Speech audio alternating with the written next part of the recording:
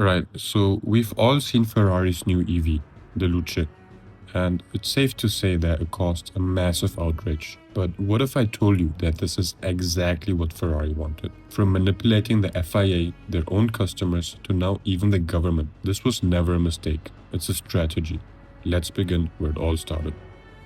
When you talk about Ferrari, it's inevitable to mention their history in Formula One.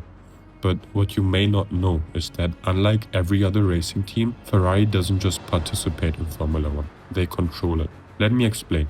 In the early 1980s, when the sport was in total chaos due to the main governing bodies, the FISA and the FOCA, being unable to agree on safety regulations and profit maximization, even causing many drivers to go on a strike.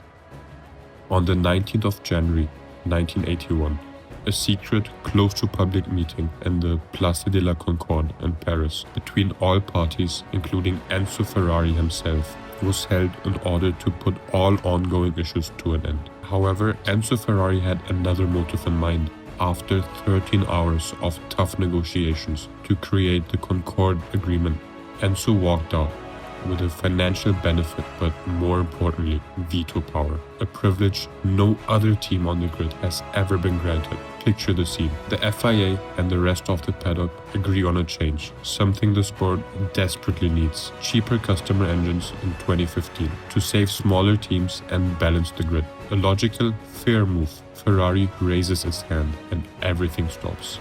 Veto. The proposal dies instantly.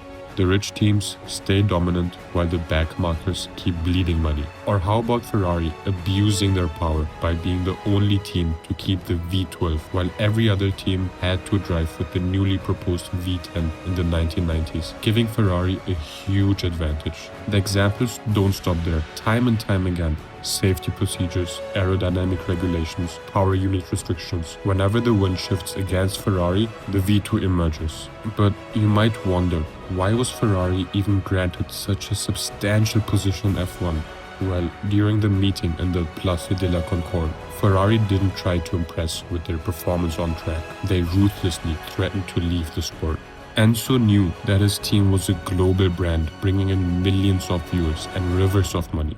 Losing Ferrari wouldn't just hurt the sport, it would break the whole industry. So even to this day, the FIA has no other options but to surrender.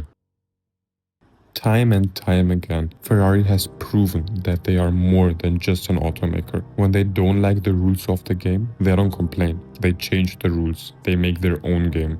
But in 2020, Ferrari ran into something so big and powerful where they couldn't just threaten the governing bodies or twist the arms of the lawmakers until they bent to the prancing horse, the European Union. The EU mandated an outright ban on the combustion engine after 2035. While every other automaker quietly accepted the EU's mandate, Ferrari was able to push through a specialized loophole during the early drafts of the law, which the automotive industry calls the Ferrari Amendment. The rule: any automaker producing less than 10,000 vehicles per year was granted a one-year exemption. The catch? It didn't save Ferrari. It just delayed the inevitable and gave them one more year, pushing Ferrari's deadline till 2036. Even with that deadline only being a decade away, there was an even more immediate threat. The EU imposed massive financial penalties on fleet-wide average emissions, which need to be followed from 2025 to 2030. I'll explain. The emissions of each car an automaker sells are measured by the EU,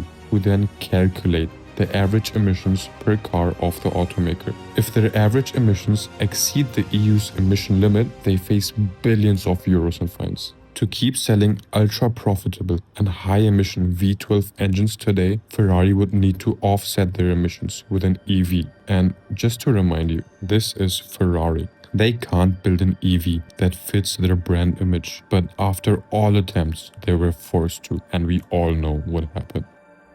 In May 2026, they unveiled this, the Ferrari Luce, a heavy, silent, 5-seat family car designed by the guy who made the iPhone. The outside design includes a few Ferrari design elements, but shaped into something so undefined and sterile that we couldn't find a single positive review.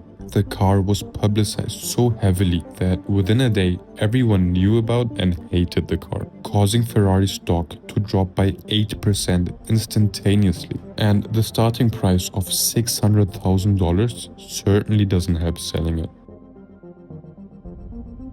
How can a brand so ruthless and upstanding for hand-assembled engines put into chassis that many call a work of art, a brand that puts emotion over function, make such a dreadful car that doesn't appeal to anyone, let alone Ferrari customers? Did Ferrari actually make a mistake? See, all of this traces back to my original statement. The Ferrari Luce isn't a mistake at all. It's exactly what it looks like. An unappealing, characterless appliance built entirely on purpose. A $600,000 Trojan horse. Here's how it all makes sense. In 2022, Ferrari confidently told investors that by 2030, 40% of all Ferraris sold would be fully electric. They were playing nice with the European Union. But only months before revealing the Luce, they quietly altered their future plans and doubled down on combustion engines again. Internally, it was clear. EV Ferrari is releasing needs to struggle in sales and success. Ferrari wants the backlash to show the EU that Ferrari can't build an EV without putting one of Italy's most valuable company at risk.